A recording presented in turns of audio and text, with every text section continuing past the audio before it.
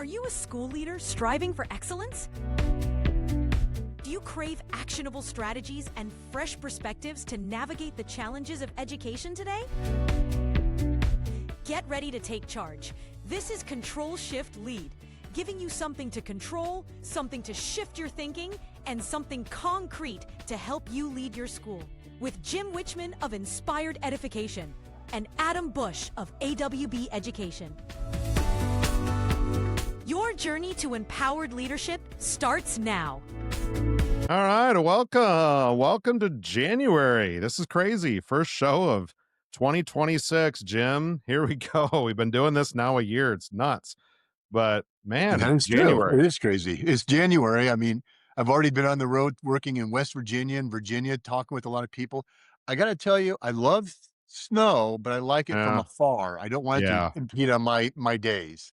Yeah, it's been something already this year.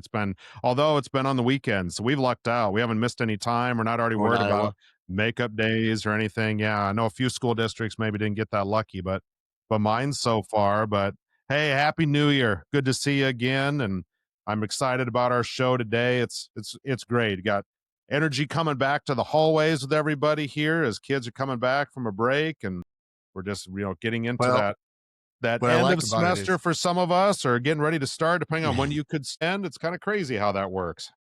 What I like about it is, we talked about our last segment with Jim Dutrow of making sure our staff leaves with energy. Yeah. And I don't know if everybody saw that one, but what I did notice is people started sending me photos and examples of what they're doing from the tree cart and everything, from the dressing. And my favorite though is in all the dress up days. This is a great lesson too, where I don't think we're going to talk about it here, but the 6'7" kind of thing. Yeah. I've seen some schools where they're like, "Do you want me to call your mom?" And then I saw when the adults owned it and took it from the kids. Yep.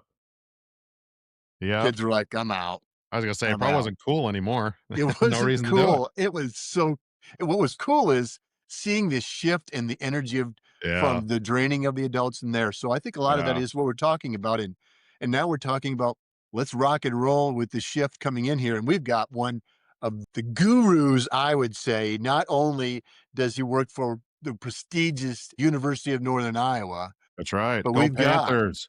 That's right. Go Panthers. That's where my education started when it comes to my first degree. You bet. But Same here. We've got somebody pretty special here, Adam. Who we got here? Well, I'll tell you what, you're not joking. It's a heavy hitter. I mean, we're going to kick off this new year with a heavy hitter, and that is Dr. Matt Townsley. Dr. Townsley is an associate professor of educational leadership at UNI, a former district administrator, I believe 2017 Central Office Administrator of the Year. Do I have that year right, Dr. Townsley? That's what I thought. I'm an author of a book, Making Grades Matter. So if you've ever felt like your grading system doesn't quite reflect what your students actually know, we got your guy. We got your guy that you need to talk to right here. So welcome, Matt. Welcome to the show. We appreciate you hopping on. Yeah, thanks for the kind introduction. Wow, what a privilege it is to be on the first episode of 2026. Yeah. Jim, you're flattering me with the UNI sweatshirt there, buddy. That's awesome. Thank you. Yeah, we were talking before the show. I bet that sweatshirt's about as old as the first, as long as we've known each other, Jim. It's been a while. I don't know how many years it's been that we've known each other, but I love the look. It's very fresh and retro at the same time. Good stuff. Right. It looks good on you, Jim. Well, 1992 was a couple of years ago. All right. Maybe not, but yeah. Good stuff. You got me beat by a few years. Mine would have been 96. Would have been my first UNI sweatshirt. So a little bit later. I believe there hasn't been one episode where I wasn't the oldest on the show, Adam. So yeah. And you're usually pretty good about getting our guests. So maybe you need to start working on that one. Maybe that should be your goal for February. I can do that. I do that. I'm happy and thankful that Dr. Townsley, or AKA Matt, is able to join us tonight, because when you think about how his brain works and how he sees the pictures, and I go back to making grades matter.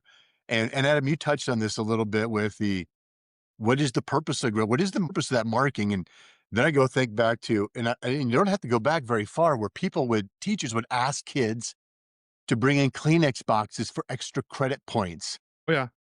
That's back when Matt had hair. Oh yeah. And then just those little things that are just like, that isn't what the grade is. Yeah. and we lose sight. So tonight, ladies and gentlemen, hang in there with us because we got something very special tonight. Well, before we kick into it, Dr. Townsley, give our listeners I know I gave a quick introduction, I gave the accolades, but tell us a little bit more about who you truly are. Who are we going to listen to tonight? And why does this topic mean so much to you? Yeah, when I was a high school math teacher, I was always asking questions in the hallway of my colleagues, how many points do you make homework worth? How much do you take off for late work? And as it turns out, I mean, those were natural questions to ask. But as I started really to think more deeply about it, what I realized is they were the wrong questions to ask.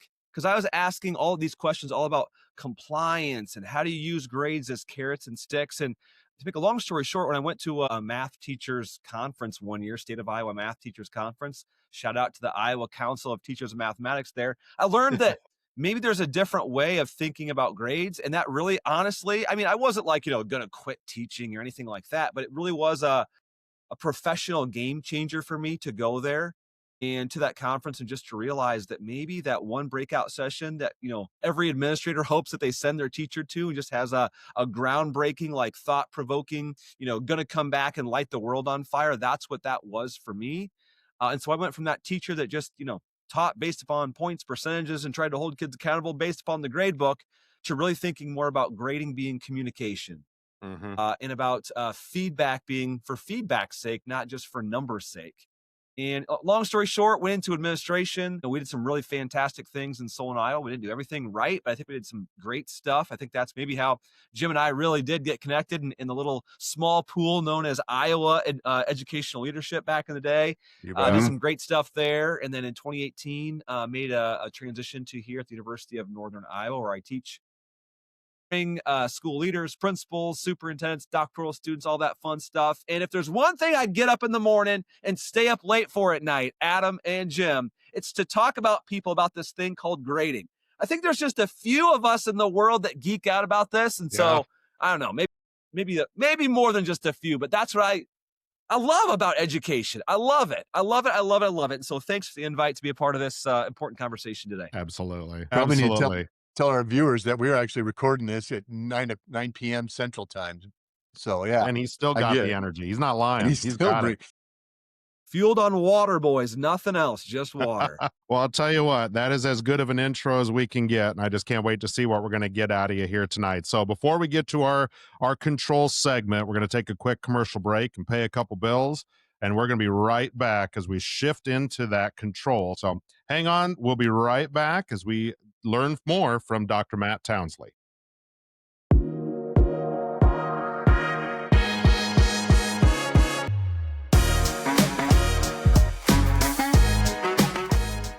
Welcome back, everyone. I got to tell you, that opening segment, Dr. Townsley's definitely bringing the energy, but we're going to jump right into it before we get off on tangents and so forth.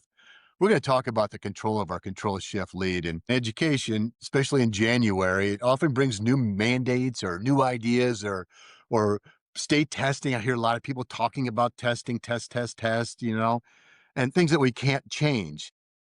But we want to focus on the things that really do matter. So, hey, Matt, when we look at the classroom assessments through the lens of our work, what is the one practical thing teachers or principals can really control with all this? Yeah, great question, Jim. And you know what? Like state testing, man, it's just like one of those things. We could talk a whole podcast, good, bad, otherwise not fun. But when I think about things that a principal or a teacher can actually like control within their purview, the first thing that comes to mind is the idea of redos, retakes, and reassessment. Hear me out for just a minute, guys. Every educator watching or listening believes that students learn at different rates and different paces. They just do, right? True story. Everybody. Like I've asked that question to thousands of educators, and no one has like pulled me by my bow tie afterwards and said, well, actually, Townsley, let me tell you about this class of 24, and they all learn at the same pace. Yeah. Never. Nobody. So if we really believe that kids learn at different rates and different paces, then we owe it to them, whether I'm an individual classroom teacher, just in control of my classroom, or I'm a building administrator and I can do a whole lot of things even without having to ask for permission from district office or the school board. It's to provide more opportunities for kids to redo and retake. And by the way, there's some bad ways to do this, like unlimited, just, hey, come in and try Form B. We'll change the numbers 5 minutes after you get Form A back. Like, don't do that. Yeah. But just start the conversation in your classroom, in your school about, hey, do we believe that kids learn at different rates and different paces? Yes, we do. So what does that mean for us in PE? What does that mean for us in art? What does that mean for us in 5th grade, right? And I think most teachers I know are willing to talk about that. Now, it's the details of how many times should we allow them to reassess? What do they have to do between Form A and Form B? What do they do if they go down on Form B compared to Form A? Do they redo the whole Form A, or is it just a specific standard or a learning target? What if it's a big essay? Do they have to write a brand new essay? Do they revise the essay? I mean, there's a whole bunch of implementation details we can talk about, but let's start the conversation. And I know Jim's a big fan of this. And let's affirm those teachers in our school that are already thinking positively about this. And let's affirm them. Let's pat them on the back. At a staff meeting, let's highlight that teacher who's like, I've been doing this for the past 5 years and the world hasn't ended. And more kids in my class are motivated and learning at a high level, so that other teacher in the staff meeting is like, I didn't even know that Mrs. Johnson has been doing that for the past 5 years. Let's freaking go. And if you're an individual classroom teacher, give it a try. Throw it out there. Say, hey, how many do you think you could do better if we were to try this again? And I bet there's some students in every single class who are just like, yeah, I'd give it a try. Jim, you've tried this stuff. You've done this stuff. You're drinking the reassessment Kool-Aid. I know it, Witchman.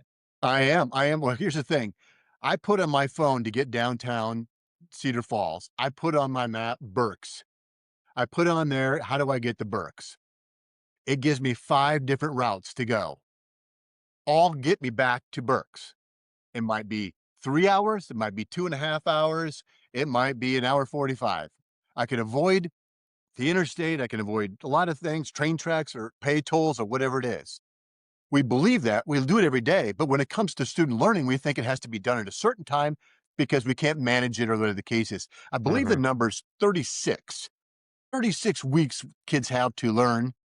So let me ask you this question.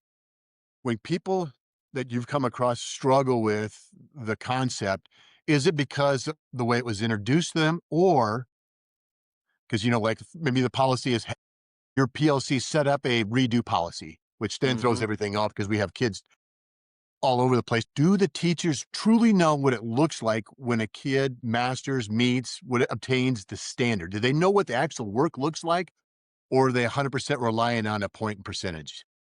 Yeah, I mean, you definitely want that first one, I think. I mean, here's the thing though, Jim, even in a school where the teachers may not yet be teaching and assessing to standards, we can still do this redo and retake thing. It's not going to be as good, all right? It's not going to be as good. And so what I think you're talking about there is, Jim, is where we want to go though. We're not redoing, retaking, reassessing like a test or an essay. And thanks for helping me out here thinking through that. It's really more about the specific standard, learning target, or skill. That's what the focus of that reassessment or that redo or that retake's all about. Yeah. And I think that could also kind of take some of the maybe the frustration or the myths, the misunderstanding behind it. Is it's because it's about the skill. Like, do you believe that kid can show you in time that they have a better understanding of that skill, that standard, that's whatever? Right. Heck yeah, they can. Heck yeah. That's exactly what to me, I see it all about. Sorry, go ahead, Adam. Well, yeah, no, I was just going to say, but I think the key here, and both of you were talking about this, you're talking about having a plan, right? It's not just a free will at a whim, like, oh, no. There's a plan to this. It's a PLC conversation, or it's a grade level conversation, or it's a building conversation. Like, there's a plan to do that, because typically the biggest piece of negative feedback I get from staff is that it's I'm a secondary teacher and the end of the semester is Friday, and now I'm going to be up until 3 a.m. Thursday morning correcting all these papers because I had all these kids just dump all this work on me on the last day. And you're right, that part sucks. That's hard if we set up that type of a culture where we allow that to happen. But again, the plan is the key there. What are we as a team willing to do to give kids that opportunity to show more evidence? Yeah, you're right. It can't be a free for all, and there has to be some meaningful cutoff. Now, in the real world, I mean, in the ideal world, it's like Jim, Adam, and Matt, like going back and reconciling those, B's we got in U.S. history in high school years and years ago. That's not what we're talking about. We're talking about, as Jim mentioned, within those 36 weeks, or that 9-week quarter, or that 18-week semester or trimester or whatever. How can we honor the fact that kids learn at different rates and different paces? And there's got to be some very specific, corrective instructional activities that students go through between their first attempt and their second attempt. I mean, that's just like, Benjamin Bloom's theory of mastery learning back in the day talked about that. And, way back in the day, it's just applying some of those concepts today as we think about redos and retakes and what that means for us in a classroom setting. I mean, here's the thing, right? Like, I passed my driver's license test the first time, all right? Now, maybe somebody out there watching it didn't. If you fail the driver's license test, it's silly just to fail the driver's license test, walk out the back door, walk in the front door, and try again. The best thing to do is to go home, study, come back, and try it again. We want to create that same type of environment in our classrooms. I'm pretty sure in the 80s, I had to sit out a day before I could take my permit test again. I think so. So this is not new we're talking about. Yeah, they were already on to you right then and there. That's right. Relearning moment right there. Yeah. Little did I know that actually opening the manual was very helpful. Well, there's that part too. So here's why I talk in this control thing. I hear, oh, this is wonderful. There's a couple of things I'm grasping on the control just briefly if I get it right. One, think about the purpose of why we're doing it. We want our kids to learn the information. We want them to learn the information. So that's something we can control that part of it. And here's the other thing we control. If this is something of interest, and Adam's going to get into this later on, if this is something of interest, there's 3 people right here where you can reach out and we're going to help. I know that Matt will drop everything if someone has any kind of interest. You saw the energy. We see the energy tonight. And the same with Adam and I. So no one has to do this alone, and we can do it in a meaningful, manageable, and tangible way to do that. Yes. That's great. Yes. Great. I love that.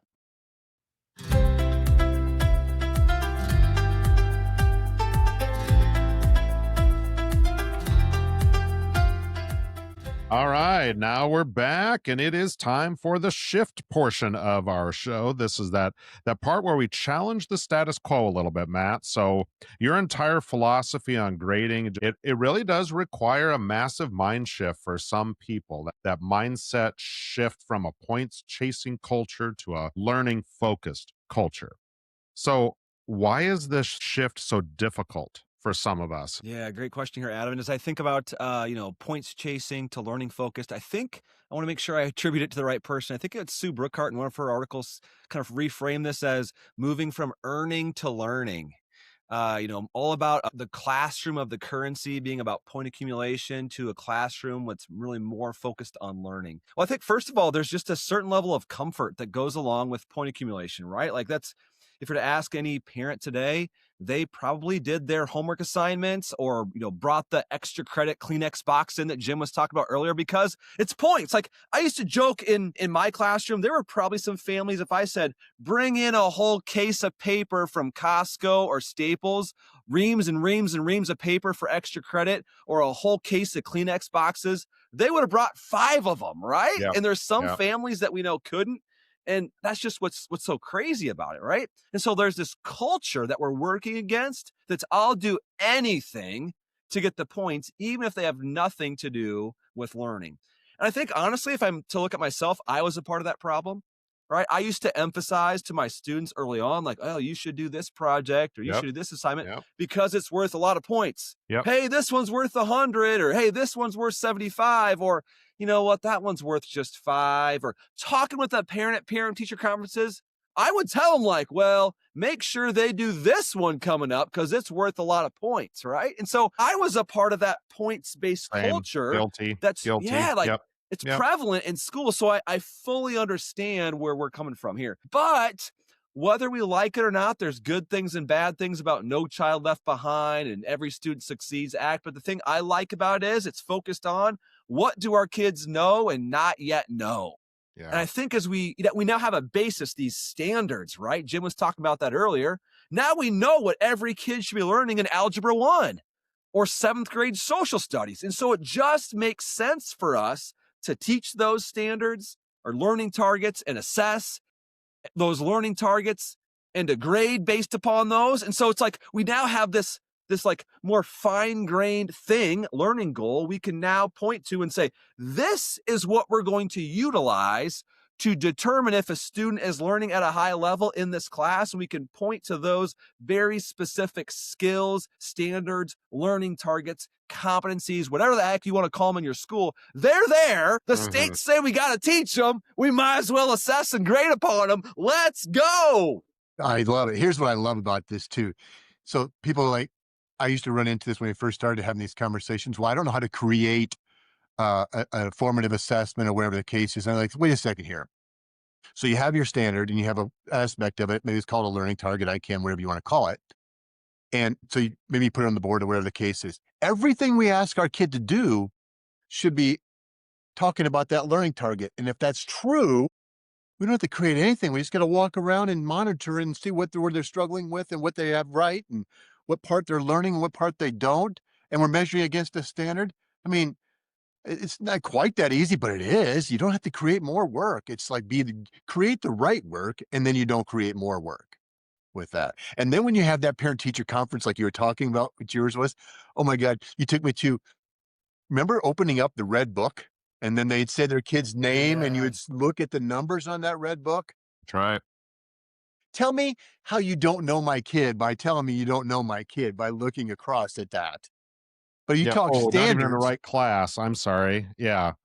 Yeah. Well, I think that's part of it, like knowing the kid. That's really what you're talking about there. Yeah. You know, when we don't have exactly what it is we're trying to teach, and then what it is we're trying to learn, and then what it is we're trying to provide communication back to parents on how they learned. If we don't know that, we don't truly know the child. And it's kind of funny. Today we were having a conversation. It was about something different, but it was in a little team meeting, and we were struggling a little bit with a kiddo that we're trying to come up with what's the best support for a kid moving forward, right? And we have all of these ideas, and it was I'm gonna give her credit for it because I love the line too. It's my ESOL instructional coach, Melissa Grinstead's her name, that works with me, and she said, you know what, we don't know exactly where this kid is. Heck, this kid might not be proficient at lunch. We don't know. Like, we don't have a grade for this kid everywhere. We don't have an understanding of him. We've got to find that part out before we can truly understand what the next step is. And I mean, the grading piece, a lot of times we just get so focused on academic piece, but it's the whole child. So do we truly understand how we're all developing that whole child? So that part's really cool to hear. Yeah, hear me out. Like, I mean, here's the thing, right? We've all been to the doctor's office. We've all taken our loved ones to the doctor's office. I mean, here's the thing. What if we went to the doctor's office and then they say, all right, all done, Jim, all done, Adam, all done, Matt. And they're like, you're at 85.6% health. We'd be like, what are you talking about, right? Like, what are you talking about? Or if you take your vehicle to the mechanic and they're like, oh, your Toyota Corolla is at 83.2%. You'd be like, what in the heck's going on around here? No, like, and you're late for the appointment, so now it's at 72%. I know. Yeah, I that's know. right. That's right. That's right. Can I just But bring in no, an like, extra oil filter with that, bring it up to 90? Yep. But the mechanic gives you a very detailed, inspection, right? Like, hey, here's how well your brakes are. Here's how well your battery is. Like, they give you that detailed level, like that detailed information about your vehicle. That's what, standards-based grading, standards reference grading is all about, is having that same level of detail in our communication, except it's not about brakes and batteries anymore. It's about, citing textual evidence and main idea in English class. That's really this big shift from going from earning to all about learning. And it's learning those standards and that stuff. Wonderful. I'm stealing that. I'm going to tell you right now, I'm stealing that, and I'm going to use it. It might even be tomorrow. Like, okay, we're going to do a 21-point inspection on the grading for this kiddo. That's how we're going to provide that feedback. That's amazing, because that makes sense to me. I get that every time I get in for an oil change, right? That's well, think about it like this. Or whatever, yeah. Think about it like this. We talk about interventions a lot, and it's hard to diagnose. So because when you go to a doctor, they diagnose, prescribe, and they monitor, right? So we go into a student and we know that they're struggling, but we don't know what it is. So we just keep pouring water in their bucket, but we got to figure out where the hole is. Figure out where the bottom hole is, give an intervention there, prescribe, fill that hole. Now we go up to the next hole or whatever the case is. We don't do that because we're looking for that silver bullet, whatever the case is, what they need. Whereas you're talking about, don't bring in any more Kleenex boxes or put your time and energy in the one with the most points, figure out what the child needs. And what both of you are saying the same thing, and that is lean into that spot. I wonder if where our struggles are, if we shift our thinking to finding the hole in the bucket, and then that's what the purpose of an intervention is, to get them to be able to get to the standard and so forth, what it defines and what it looks like and so forth. We can get to that level. And I know there's struggles with it. It's not a quick and easy thing, but if we can at least start shifting that, step out of our comfort zone, like Adam kind of pointed out a little bit, then all of a sudden, wow, we got that 21-point inspection. We can kind of figure it out. And what's going to happen is people are going to want to keep going back to that teacher, because just the same reason why I want to go to Heartland Tire for my car, they give me that information and they know me as Jim Wichman, probably because I bring in a lot of cars there. But you can trust that it's honest because they've proven it to you. They're going to give you the straight answer. That's the same they're thing going to give with me that teacher. Yeah. They're not going to give me a learning, percentage. focusing on learning, not just They're getting not it going to done. give me, yep. They're not going to give me the percentage. They're going to tell me specifically what it is. You got it.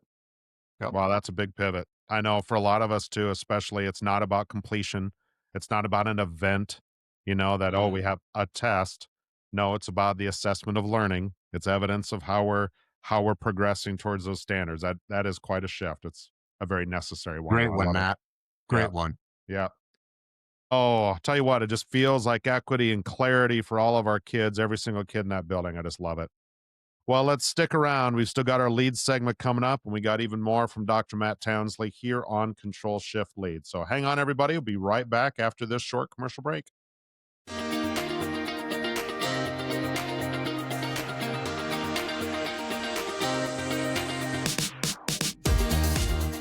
We're back for a final section of Control Shift Lead. And I got to tell you, it's been high energy. And again, we're talking like we're post 9 p.m. on Central. So this is actually amazing in a cold January night. So this is crazy with that.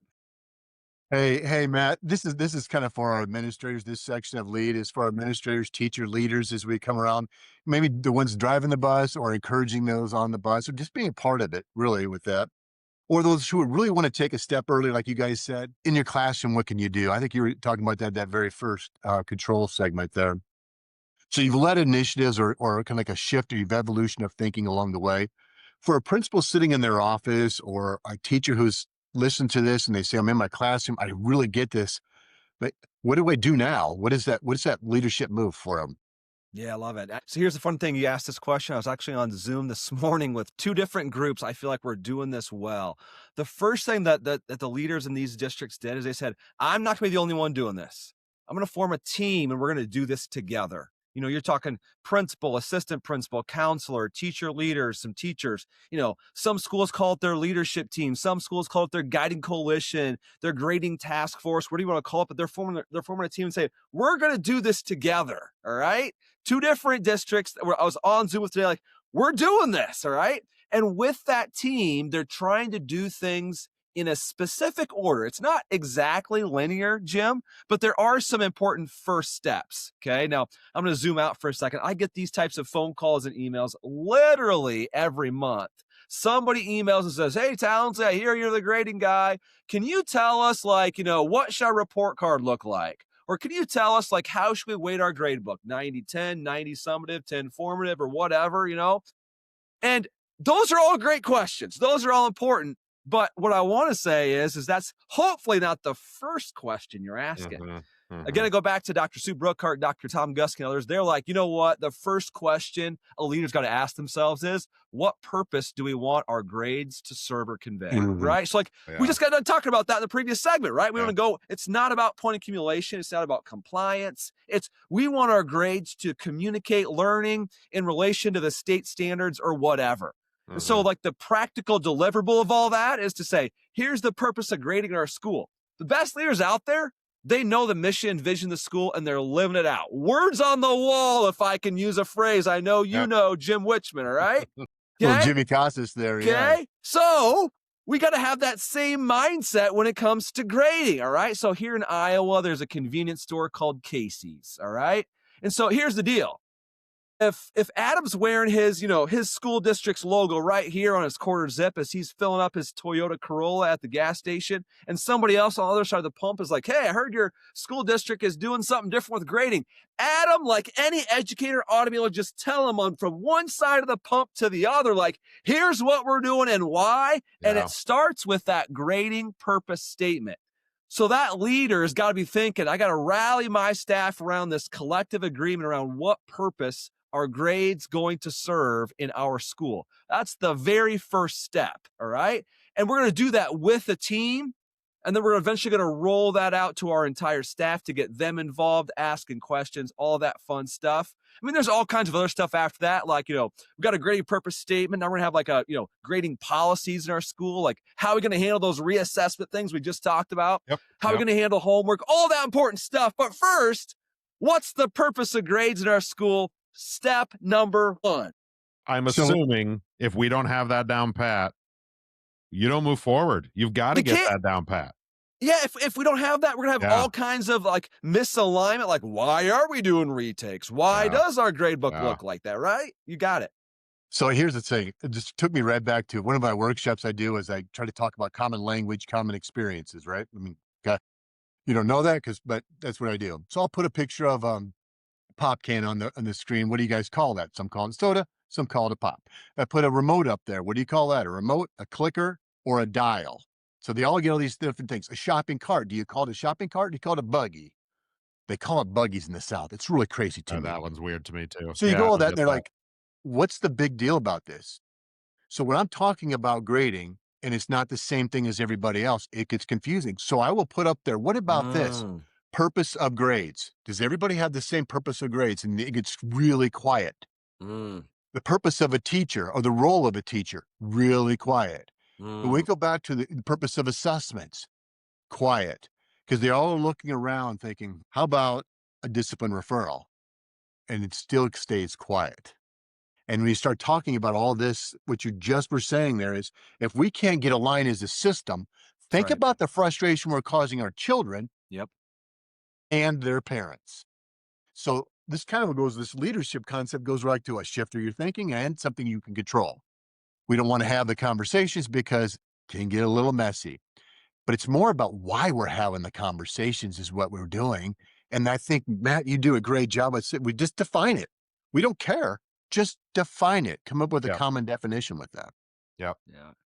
It's an exercise to go through to unify our understanding of why the heck do we even put stuff in the grade book, right? And that conversation, I think many educators, they want to have, and others, while it might be uncomfortable, it needs to happen in the school if we're ever going to move away from this compliance, earning focused schools and classrooms that I really think deep down, many of us don't really want. I was in a conversation the other day with an administrator too, that was talking about, how to continue to move this forward. Because, we're at a stage in my school where we're kind of hitting some bumps in the road. We're not quite getting the traction we're looking for.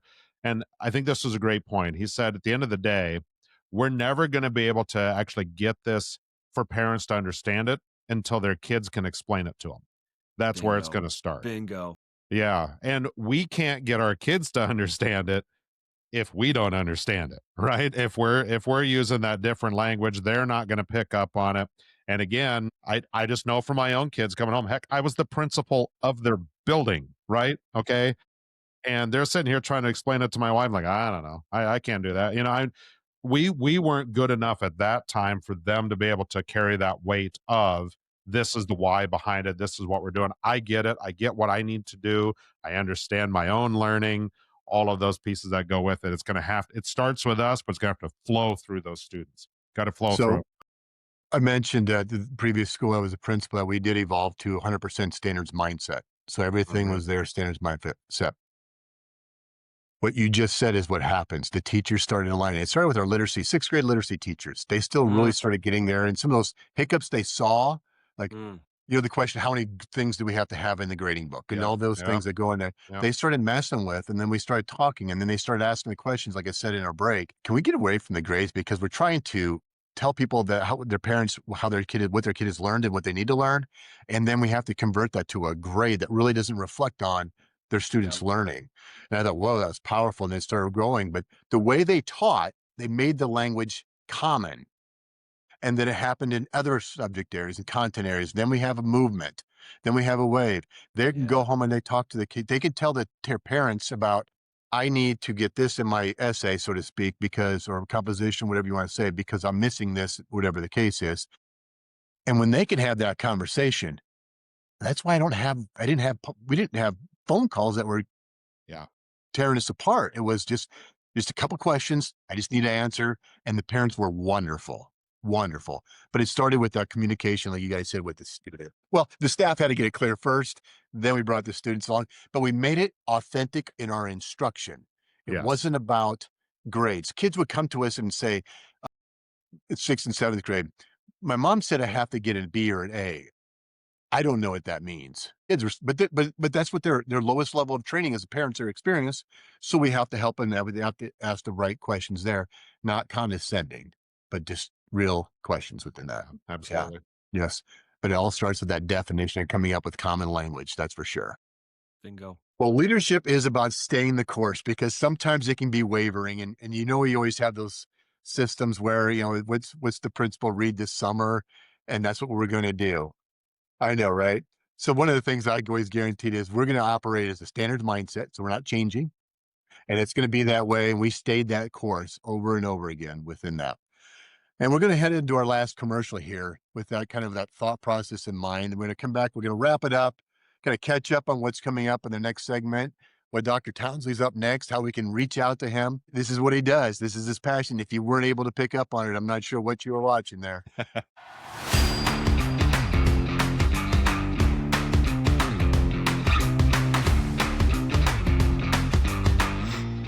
All right. What a way to start 2026, which even just saying that's kind of scary in itself, but what a great way to start it. I mean, that's more than even just a proficient way to start that. See what I did there, right? We're exceeding already with you in this room today. So Dr. Matt Townsley, thank you again for sharing your expertise with us today. And unfortunately, we try to keep this show about to this length, and I think we could spend days and days and days continuing to talk with you, and you would still have a lot there. But Jim, we've covered a lot of ground today. Can you do us a quick favor, recap a little bit on what we can control, what will shift our thinking, and what you can take to lead as those takeaways for our listeners before we close up today? What I like about this segment is the recap can go in any of the categories because it just fluid. It's so intertwined within that. So I'm going to try to recap within that. So the control part, it's just really remembering that we can control the time frame that, well, we can't control the time frame that the kids learn, but we can control the fact that we're going to allow them to learn at their pace, within reason, within limitations, and within our structure that we have. And we also have to understand that there's not a one size fits all within that. Again, something we can control, that practice. For shift, I think that was the cleanest one to really kind of dig into, is moving from earning to learning, earning points to learning. So we're stop chasing points to really chasing the learning. And the only way we can do that can happen is if we get really crystal clear of what we want our children to learn. And it doesn't mean percentages. It doesn't mean points. It's about the actual tangible standard or whatever that your district decides or determines within that. Yep. And then finally, within the lead, it's really about the purpose, the intention. So I know that there's a lot of educators sometimes that are getting on the hamster wheel and they're just trying to get through the moment, get through the day, get through the whatever it is, kind of losing our purpose. We can do something about that with our leadership, whether it be a teacher, leader, individual classroom, or a principal, superintendent, of just really defining what is it that we're doing. And in the absence of that, we're like floating all over the place and we're confusing children, we're confusing staff meetings, colleagues, and it gets really frustrating. So back to lead, it's very simple. Grading for purpose. What's your purpose statement along that? Take the time, make the time to do that. And I stress to the listeners out there, we got 3 people here that'll help out. You reach out, and if we don't know the answer, we're going to step into it. And Adam, I know you're going to probably get into this a little bit, so sorry about that. But if our listeners want to know more about a portion of this segment, we can lean into it. We'll get the good doctor back on, and we'll lead right into one of those segments. Well, yeah, absolutely. And that's kind of what I was hinting at there, is that, I mean, we're just you're just scratching the surface. Let's be honest, Dr. Townsley. And it's not as easy as we'd like it to be. Unfortunately, it just Yeah. isn't. This is hard work. It's very hard work. I mean, we are talking about changing decades of the way things were done and the way most of us grew up in that and started our careers in that. It's tough. It's tough work. So yeah, we're just scratching the surface, and you're exactly right, Jim. There are people out there that can help you, and that's the thing. It doesn't have to just be your job. It doesn't have to be your challenge in my classroom, or just amongst my team. There are people out there that are able to partner with you and to move forward, which is just awesome. That's great. Dr. Townsley, what is next for you? I know you do a lot of this work and continue to teach and develop the next line of teachers and educators out there coming out of the great University of Northern Iowa. But what else you got going on? Yeah, 2026, great opportunity to continue supporting schools out there. We've got a couple of leadership teams here in Iowa I'm working with to help them go from, hey, we know that grades need to look differently in our school, to start developing like a grading purpose statement and start to figure out how to support teachers in their school to start thinking differently about grading. We've got a big standards-based grading conference coming up here in Iowa in June. So reach out if you're going to be in the area in June. Bring your leadership team. We can help you with some of these ideas we're talking about here today. Also, if you're looking for resources and all that type of stuff, hop on Google, type all things standards-based grading. All things standards-based grading. I just updated that part of my website over the holiday break, and lots of great resources in there, podcasts, articles, books, all kinds of stuff to click through and access to really continue building your repertoire, if you will, of what all this looks like and what it can look like in your school. And honestly, just like you guys, just answering emails and phone calls of people that are reaching out saying, can you just talk to me for 5 minutes? Can you point me in the right direction? That's what I love about being in education. Like, it's not some competitive thing. I mean, if you call me up and Jim Wishman's the guy, I'm just going to send you to Jim and say, get fired up and have Jim talk with you. He's better at a bunch of stuff than I am. And so we're just here to support people along the way. Yeah. Flattering. That's a big thing. We're all good about stealing from each other and sharing with each other anyway. That's just the point. Like you said, it's not a competition. At the end of the day, we all want what's best for all kids. That's Make really it about cool. the kids. I really like that. Making it about the kids. That's for sure. Hey, Adam, what do you got going on? Say that again, Jim. What do you got going on the next month here, January into February? Yeah, so I got a little break from a grad class, which is awesome to get us start that back up towards the end of the month here. Whether I think this is a good idea or not, my health thinks this is a great idea, but I referee high school basketball, so I'm going out 2 nights a week and having people either agree or not agree with every moment that I have during that day. But I'll tell you what, it's fun. It's a great time. I enjoy. Got a good crew of people that I work with and get a chance to see kids out there doing something different for once, trying to do something that they have a passion in. And it's fun to be part of those evenings with everybody out there. And again, forces me to run a little bit, forces me to get out there and exercise. So I enjoy that part of it. I've always wanted to ask this to a referee, Adam. When it's like a tight game at the end, I know that the coach's adrenaline's just pumping and the athlete's adrenaline. What's it look like to be a referee in a tight game at the end? Is your adrenaline pumping? What's it like? Oh, yeah, it's exciting. You can feel that part of it. And it's funny because you'll hear people, and I'm guilty of that too, especially when my team's won, like, oh, they should have blown the whistle. They didn't want to blow the whistle at the end of the game. I'm telling you right now, if there are officials out there that can do that, they are a way better official than I will ever be, because I am just concentrating from first whistle to last whistle to try to get the call right. I can't think about that stuff, to be honest. It's like, I guess the game's over now. Okay. All right. Now we're ready to move on. We just got to make the call at the right time. But it's fun. And it's exciting to be part of that moment that people are going to remember. Just had a couple nights ago, I had a kid turn around and right at the end of the quarter, it was a Hail Mary heave, and it just right on through the net, and the place erupts, and it was fun. I can guarantee you that kid's going to remember that moment for a long time. It was really neat. Did you wave it off? Oh no, he nailed that sucker. I would not have been a very popular person that night. No. Yeah. Hey, yeah. I want to be very clear on something. When you said you were taking grad classes, I believe the word is doc classes. Yeah, that is true. That is we're not talking grad classes. No offense, I've got some work to do, but yes, that's a goal. I'm going to get to that goal. We're going to finish that up, so I can throw a couple letters and at the end of my name. So you bet. So I got to tell you, what are you up to? What are you doing, Jim? You traveling? What are you up to? I am going to be in about 10 different states in January, February, working with people. We talk a lot about standards and that, but we're really talking about common language, common experiences, and so forth. So it's tiring, but it's also that invigorating that you get to work with people who are really trying hard to be their best selves and just helping them. They all have it. They all have the talent. It just is kind of clearing waste from the mud. We know that I do appreciate being that excitement and helping people along the way. That's for true. I also want to give a shout out to Matt for this reason. He's one of my fellow, very loyal bow tie wearing gentlemen. Right. I didn't know whether to wear a bow tie tonight or the Northern Iowa retro. We didn't want to show up a sweatshirt, guest, so I get that. I didn't want to show up They a are guest. bow tie within brothers. that. Yeah, We're bow tie brothers. That's right. And it's always on there. And I appreciate, Matt, how you always reach out, throw a little note on my social media post about keep at it, good up, Jim. I just really do appreciate that. Yep. I also appreciate that you being on the show, not just tonight, but I know you're going to be on there in the future. That's for true. Appreciate you guys. Speaking of future, Adam, we're going to take a little different turn. Another UNI grad is going to be on there, Mr. Bobby Long. Bobby is, we talk about teacher leaders along the way. Bobby's been in education, gosh, I think it's been about 32, 33 years within that. Worked at Muscatine High School, Muscatine Middle School. He sees special education. This guy sees it all and just a ball of laughter within it coming. So I'm looking so forward to seeing what kind of incitements he has about what we can control, something we can shift, and maybe something to lead along the way. And I believe he's also a Dr. Townsley fan too. I mean, there's so many of them.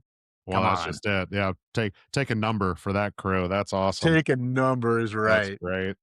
Well, good. So that's February. I'll tell you what, it's going to be a busy month. It's going to fly by. We know it does. This year's flown by already, but hopefully you still got your New Year's resolutions when we get back here to record again for February, and we'll see. We'll see if we're all sitting there or not, but that's great. Well, I'll tell you what, everybody, you can find Matt's work, his book, Making Grades Matter. We're going to put all of that stuff in the show notes. Before we go real quick, though, Dr. Townsley, can you give us a quick, where do we find you on socials? How do our people get in touch with you? If they've got a grading question, you're the first person I would be talking to for sure. So how do they get a hold of Dr. Matt Townsley? But like I said before, all things standards-based grading, type that in Google. That'll get you one of my websites, or just www.𝘆cije_Townsley.net. Also, MC Townsley on all the major socials, Blue Sky, Twitter, X, whatever you want to call it these days, all that fun stuff. Send me a DM, message, whatever you want to do. Love to connect and, reshare your good stuff going on in your school too. I think that's one of the awesome things about social media is, seeing the good stuff that Jim's doing out there, seeing the good stuff that somebody else doing out there and giving them a high five on social media. So mctownsley.net or MC Townsley on the socials. Love it. I love it. I love it. Thanks again. Really appreciate you being on here tonight. Jim, thanks to you again. Good to see you. Listeners, thanks for joining us on Control-Shift-Lead. Go out there and make a difference, everybody. We really appreciate it. Have a great January. We'll see you back here in February. You've been listening to Control-Shift-Lead, brought to you by Inspired Edification and AWB Education. We're glad you joined us for today's discussion on empowering school leadership. To dive deeper and explore more of Jim and Adam's work, find us at www.awbeducation.org.